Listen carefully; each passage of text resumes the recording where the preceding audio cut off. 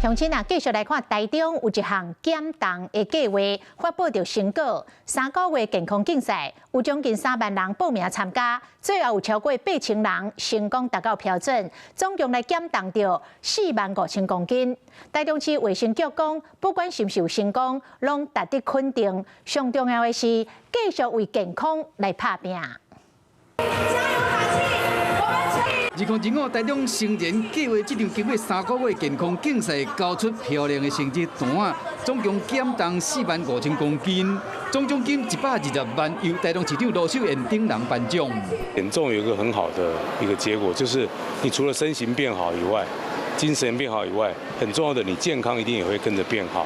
这场活动总共有27786个人报名，最后有超过8000人成功达到标准。个人做冠军瘦35公斤3，团体总减重是73公斤重。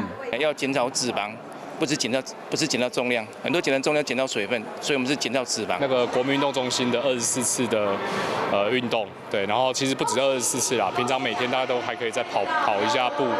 这个活动和台中为6都上大块成功三星进入6都第2产的，上加要紧的是，都要继续打拼，保持健康。 Hello， 我是蒋欣梅。想要抢先掌握最及时的新闻资讯吗？赶快订阅、按赞、开启小铃铛，锁定华视新闻 YouTube 频道。